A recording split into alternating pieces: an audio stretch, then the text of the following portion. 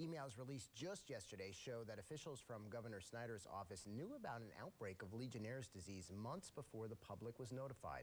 A large spike in cases was seen after the city switched its water supply to the Flint River, and 10 people have died. Now some Democrats are calling for Governor Snyder to step down, but he has not made any moves to indicate he's planning to do so. A local group is doing what they can to help out those suffering in Flint. Over the past few weeks, they've collected thousands of cases of bottled water to donate. Just this week, they packed up their trucks and drove their donations to Michigan to give to those living every day with contaminated water. Our very own Samantha German is live in Flint, Michigan, and got a first-hand look at what it's like dealing with this crisis. Good evening, Samantha. What can you tell us?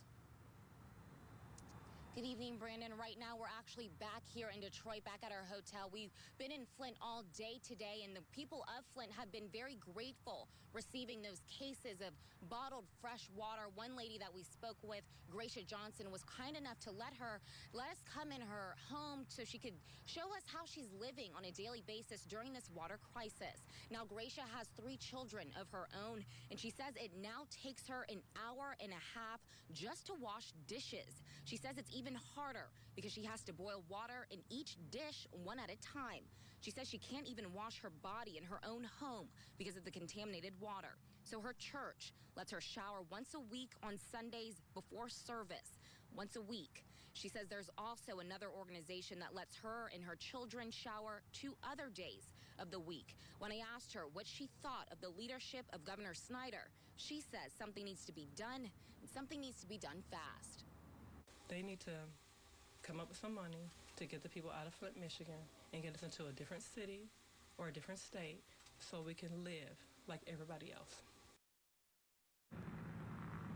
Now, that brown water that you were seeing in Gracia's sink, she said she was washing her dishes just 2 days ago, and she put the garbage disposal on, and that brown water has been coming up ever since. And Brandon, Gracia's story is only one out of thousands there in Flint. Wow, Brandon? Powerful stuff, Sam. I'm interested in what are your thoughts? You're there on the front lines of this. Can you tell us what your thoughts are about what you're seeing there? Brandon, it was really hard to see. You know, I can't wrap my head around we are living in one of the most powerful countries and one of the best countries in the world, and still I'm reporting on a story about a city where people can't drink from their own tap water. They can't bathe. They can't brush their own teeth. It really is hard for me to wrap my head around. Yeah, hard to believe that's America that we're dealing with this. Hey, great report, Sam. Thanks very much. Thank you.